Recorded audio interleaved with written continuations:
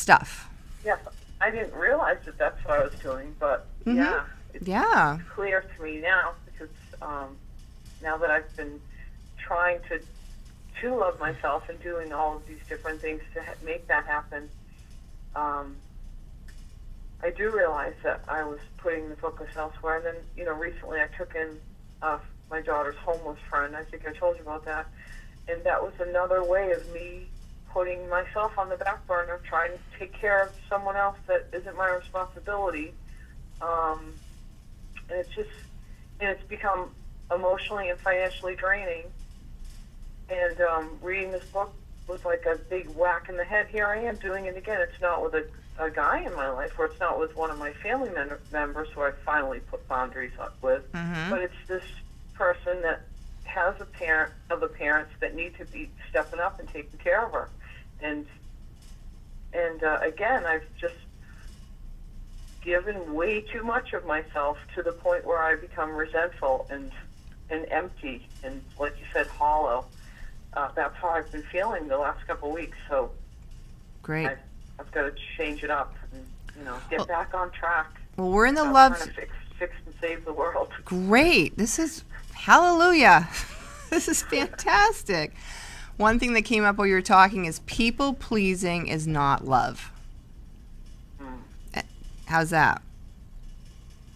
It's true. It's a huge difference. And so for all of us, let's really think about, be mindful of our intentions.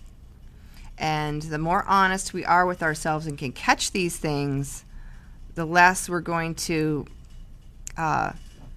experience the negative consequences of doing something. That's where really knowing yourself and being ruthlessly honest with yourself is so helpful. It's not like we all know that we're doing these things, right? We don't know what we don't know. Our logical brain says, well, if we help all these people, we're nice people. That's a nice thing to do. Everyone's going to think we're nice. This is great. What's the problem? Okay, that's the lie. That's the false self. That's the ego. Right. The true self, the honest self, resonates with the real law of attraction, which is true generosity.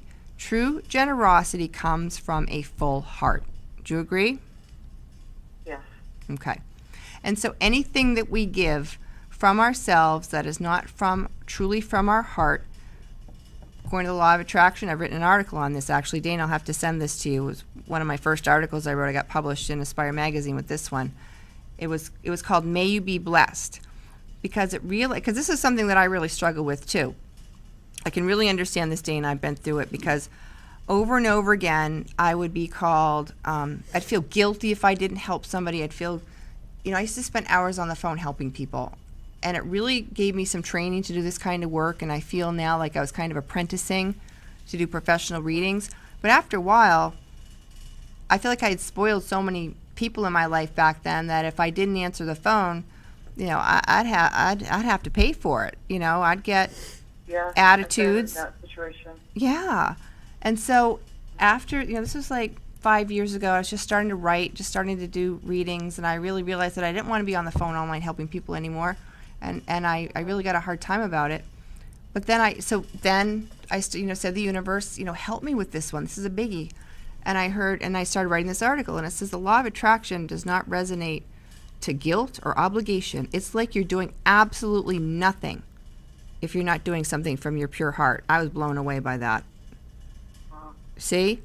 Energetically, you're actually poisoning the situation when you think you're helping.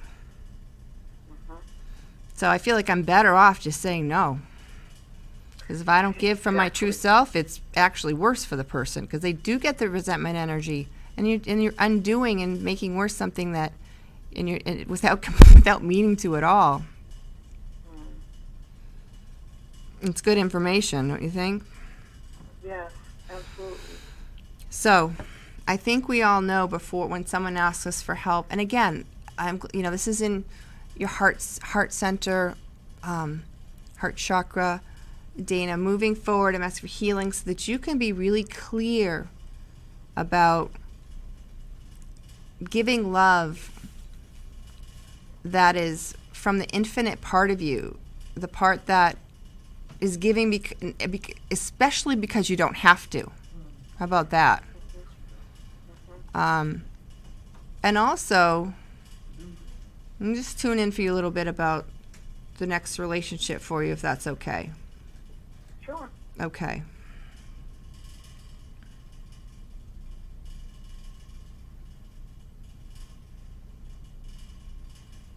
Yeah. Pull in my cards.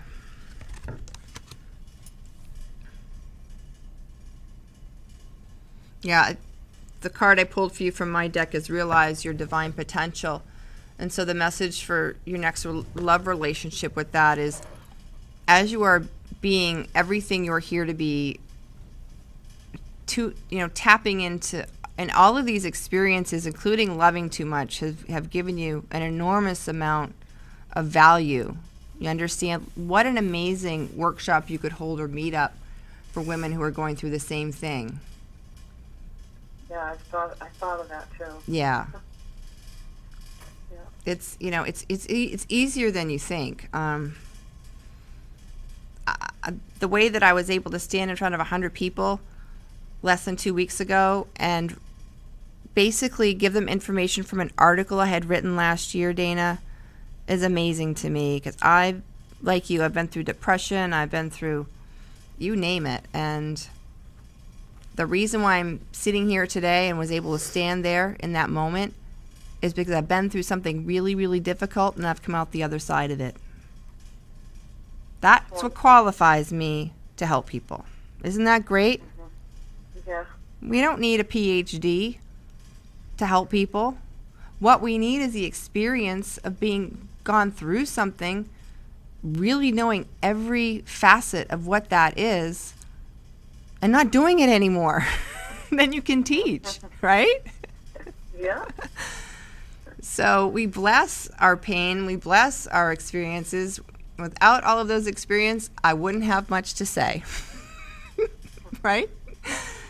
Yeah, that's so true. This is how I spend my time now, helping other people with things that I've learned, like intuition, like life purpose, like how to face fear. And so next week we're going to talk about your article writing, about some of the things that you've gone through. And that's what makes you an expert. You're already an expert, Dana. Isn't that exciting? Yeah.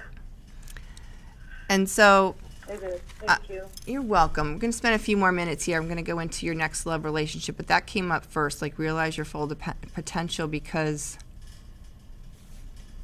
I feel like you're really going to get a real handle on this feeling that your next partner that you're going to be with, hold on. I get this is hard won for you, okay? This isn't something that you just had, like, yeah, you had an epiphany maybe, but this has been a long journey for you. So I feel I could get this energy of you with your next partner and you unwilling to budge. I think the biggest thing I want to give you in terms of holding your ground, no matter who it is that you will ultimately be respected for that instead of the opposite. That is how I feel right now. I do. I feel like the last one, it was so, you wouldn't believe me if I told you, incredibly shocking what happened, that it was like the blank hit the fan. It was like the biggest, worst experience that I ever had. Oh boy. But it made me wake up. You know, it was like, okay, this is it. Was this someone that you gave everything to? Was this someone Yeah. and it wasn't respected? And then some, right? Complete opposite To of say that. the Yeah, least. absolutely. Right. Okay. Right. Okay, I hear you. And so now the brilliant moment is that when you are and you may be faced with this again, where you're going to be with a partner and they're going to try to take you off your game a little bit, maybe energetically, and you're going to have this remembrance and you're going to go, nope, it doesn't work that way. If I give pieces of myself away and there's nothing left for myself. There's nothing left of me by giving my heart and soul to all these different people and places and things. I'm unwilling to do. You have to be willing to lose in order to gain. How's that? That's huge. Sounds good. I'm going to repeat that for everybody. So this has been a biggie for me lately too. Like this, just really getting to this point. You have to be willing to lose to gain. I think Jesus said you have to lose the world to gain the world, right? And I'm a big, Jesus teaches me a lot, so it's kind of laughing. That's not easy because so many of us are holding on for dear life for what we think we have, whether it's a relationship, a job, anything. We've got to possess these things to make ourselves feel comfortable. Would you agree? Mm-hmm. The most freedom we can experience is to be willing to walk away from what we think we want, because it's in that moment that we actually do get what we want. You see that now? That's good stuff, yeah. Yep. When we walk away, the true things will follow us, will never leave. Nothing real is ever threatened. And that's beautiful. I'm so glad you brought this up today, Dana. This is just a wealth of information for people, and it's something I can completely relate to, just so you know, because just in the past month, I've not been able to and I can be merciful and compassionate, but I'm no longer willing to let anything or anyone enslave me. You understand? I'm free. Uh-huh.